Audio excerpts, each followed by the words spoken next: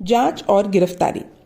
Train का सरकारी खजाना लूटने की घटना अपने आप में इतनी दुस्साहसिक थी कि उसकी गूंज न केवल इंग्लैंड बल्कि सभी यूरोपीय देशों में उभरी। समाचार पत्रों के पृष्ठ भर गए। इज्जत का सवाल बनाकर ब्रिटिश सरकार ने काकोरी कांड के अभियुक्तों की छानबीन के लिए एक विशेष जांच दल बनाया। इस जांच दल के अध्यक्ष गुप्तचर विभाग के विशेषज्ञ मिस्टर हार्टन थे। दल ने तत्काल निरीक्षण का कार्य आरंभ कर दिया। घटनास्थल पर मिले सबूतों, खजाने के बॉक्स को तोड़े जाने का अंदाज, थैले निकालकर ले जाने का कार्य और रेलवे पुलिस की रिपोर्ट के आधार पर यह जांच दल इस निष्कर्ष पर पहुंच गया था कि यह कार्य किसी क्रांतिकारी दल का ही है। इस सूचना ने सरकार को चौकन्ना कर दिया। यह तो स्पष्ट हो ही गया था कि ट्रेन लूटने वाले साधारण डाकू नहीं थे, बल्कि वे पढ़े लिखे क्रांतिकारी थे। अंग्रेजी हुकूमत ने उनकी पार्टी हिंदुस्तान रिपब्लिकन एसोसिएशन के कुल 40 क्रांतिकारियों पर सम्राट के विरुद्ध सशस्त्र युद्ध छेड़ने, सरकारी खजाना लूटने व मुसाफिरों की हत्या करने का मुकदमा चलाया, जिसमें राजेंद्र नाथ लाहिड़ी, पंडित राम प्रसाद बिस्मिल, अशफाक उल्ला खान तथा ठाकुर रोशन सिंह को मृत्युदंड, फांसी की सजा सुनाई गई। इस मुकदमे में 16 अन्य क्रांतिकारियों को कम से कम 5 वर्ष की सजा लेकर अधिकतम काला पानी, आजीवन कारावास तक का दंड दिया गया था। काकोरी कांड से पूर्व का दृश्य। हिंदुस्तान प्रजातंत्र संघ की ओर से प्रकाशित इश्तिहार और उसके संविधान को लेकर बंगाल पहुंचे दल के दोनों नेता सचिंद्रनाथ सान्याल बांकुरा में उस समय गिरफ्तार कर लिए गए, तब जब वो यह इश्तिहार अपने किसी साथी को पोस्ट करने जा रहे थे। इसी प्रकार योगेश चंद्र चटर्जी कानपुर से पार्टी की मीटिंग करके जैसे ही हावड़ा स्टेशन पर ट्रेन से उतरे कि HRA के संविधान की ढेर सारी प्रतियां के साथ पकड़ लिए गए और उन्हें हजारीबाग जेल में बंद कर दिया गया। सरकारी खजाना लूटने का निर्णय। दोनों प्रमुख नेताओं के गिरफ्तार हो जाने से राम प्रसाद बिस्मिल के कंधों पर उत्तर प्रदेश के साथ साथ बंगाल के क्रांतिकारी सदस्यों का उत्तरदायित्व भी आ गया। बिस्मिल का स्वभाव था कि या तो किसी काम को हाथ में लेते न थे और यदि एक बार काम हाथ में ले लिया तो उसे पूरे किए बगैर छोड़ते न थे। पार्टी के कार्य हेतु धन की आवश्यकता पहले भी थी, किंतु अब तो यह आवश्यकता और भी अधिक बढ़ गई थी। कहीं से भी धन प्राप्त होता न देख उन्होंने 7 मार्च 1925 को बीजपुरी तथा 24 मई 1925 को द्वारकापुर में 2 राजनीतिक डकैतियां डाली थीं, परंतु उनमें कुछ विशेष धन उन्हें प्राप्त न हो सका। इन डकैतियों का विवरण पूर्व में दिया जा चुका है। इन दोनों डकैतियों में एक एक व्यक्ति मौके पर ही मारा गया। इसमें बिस्मिल की आत्मा को अत्यधिक कष्ट हुआ। आखिरकार उन्होंने यह पक्का निश्चय कर लिया था कि वे अब सरकारी खजाना ही लूटेंगे। हिंदुस्तान के किसी भी रईस के घर बिल्कुल डकैती न डालेंगे। इन क्रांतिकारियों के पास पिस्तौलों के अलावा जर्मनी के बने 4 माउजर भी थे, जिनके बट में कुंदा लगा लेने से वह छोटी ऑटोमेटिक राइफल की तरह लगता था और सामने वाले के मन में भय पैदा कर देता था। इन माउजरों की मारक क्षमता भी अधिक होती थी। उन दिनों ये माउजर आज के AK-47 राइफल की तरह चर्चित हुआ करते थे। असावधानी से दुर्घटना। मनमथनाथ गुप्ता ने उत्सुकतावश माउजर का टैगर दबा दिया, जिसमें छुटी गोली अहमद अली नाम के मुसाफिर को लग गई। वह मौके पर ही ढेर हो गया। शीघ्र चांदी के सिक्कों व नोटों से भरे चमड़े के थैले चादरों में बांधकर वहां से भागने में एक चादर वहीं छूट गई। अगले दिन अखबार के माध्यम से यह खबर पूरे संसार में फैल गई। ब्रिटिश सरकार ने इस ट्रेन डकैती को गंभीरता से लिया और CID इंस्पेक्टर तसदक हुसैन के नेतृत्व में स्कॉटलैंड के सबसे तेज तर्रार पुलिस को इसकी जांच का काम सौंप दिया। गिरफ्तारी और मुकदमा।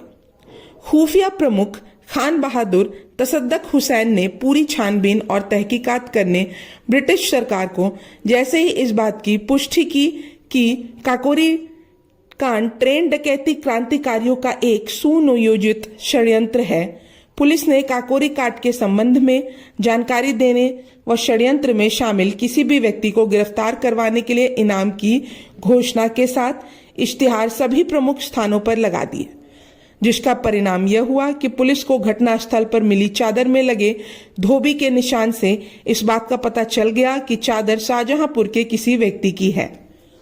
शाहजहांपुर के धोबियों से पूछने पर मालूम हुआ कि चादर बनारसी लाल की है। बिस्मिल के साझेदारी बनारसी लाल से मिलकर पुलिस ने इस डकैती का सारा भेद प्राप्त कर लिया।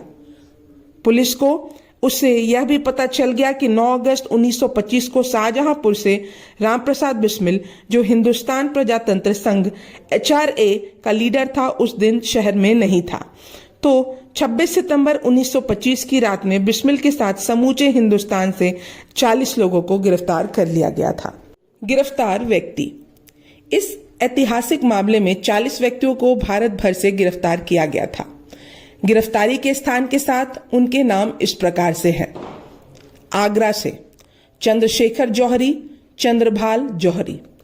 इलाहाबाद से शीतल सहाय, ज्योति शंकर दीक्षित। उरई से वीरभद्र तिवारी।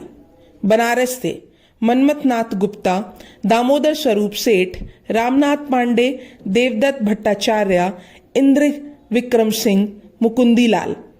बंगाल से सचिंद्रनाथ सान्याल, योगेश चंद्र चटर्जी, राजेंद्र नाथ लाहिड़ी, शरद चंद्र गुहा, कालिदास बोस। एटा से बाबूराम वर्मा। हरदोई से भौरा सिंह। जबलपुर से प्रणवेश कुमार चटर्जी। कानपुर से रामदुलारे त्रिवेदी, गोपी मोहन, राजकुमार सिन्हा, सुरेश चंद्र भट्टाचार्य। लाहौर से मोहनलाल गौतम। लखीमपुर से हरनाम सुंदरलाल। लखनऊ से गोविंद चंद्र कार, सचिंद्रनाथ विश्वास। मथुरा से शिवचरण लाल शर्मा। मेरठ से विष्णु शरण दुबलिश। पूना से रामकृष्ण खत्री। शाहजहांपुर से रामप्रसाद बिस्मिल, बनारसी लाल, लाला हरगोविंद, प्रेम कृष्ण खन्ना, इंद्रभूषण मित्रा, ठाकुर रोशन सिंह, रामदत्त शुक्ला, मदन बाल, रतनलाल शुक्ला। बाद में गिरफ्तार। फरार क्रांतिकारियों में से 2 को पुलिस ने बाद में गिरफ्तार किया था। उनके नाम व स्थान निम्न है। दिल्ली से अशफाक उल्ला खान, भागलपुर से सचिंद्रनाथ बख्शी।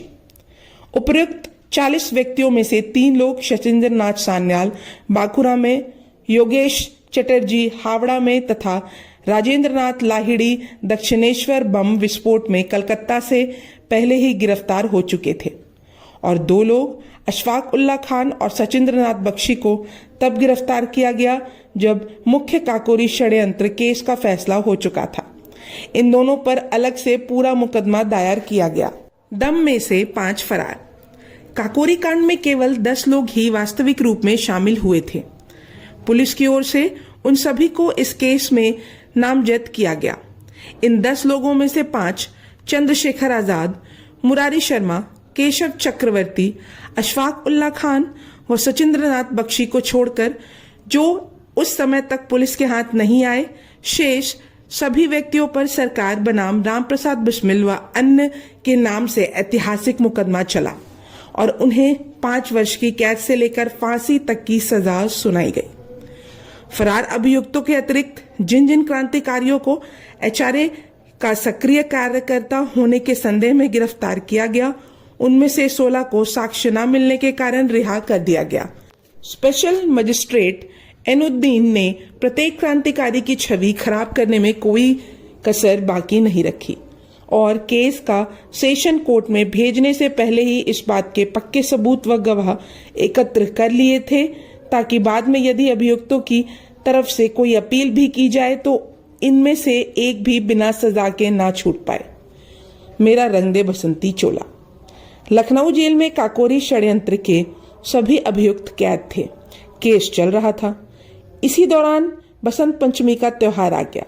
सब क्रांतिकारियों ने मिलकर तय किया कि बसंत पंचमी के दिन हम सभी पर पीली टोपी और हाथ में पीला रुमाल लेकर कोर्ट चलेंगे।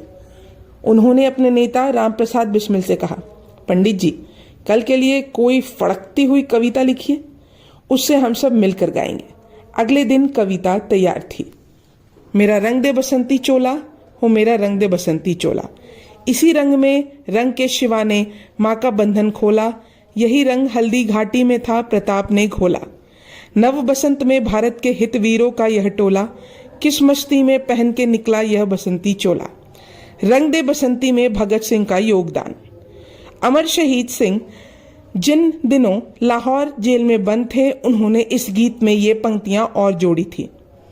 इसी रंग में बिस्मिल जी ने वंदे मातरम बोला। यही रंग अशफाक को भया, उनका दिल भी डोला।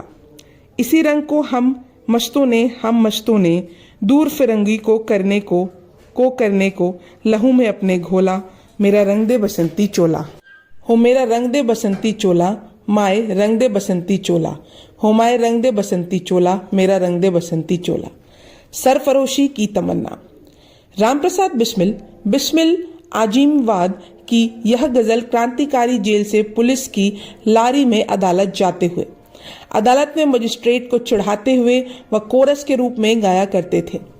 बिस्मिल के बलिदान के बाद यह तो रचना सभी क्रांतिकारियों का मंत्र बन गई।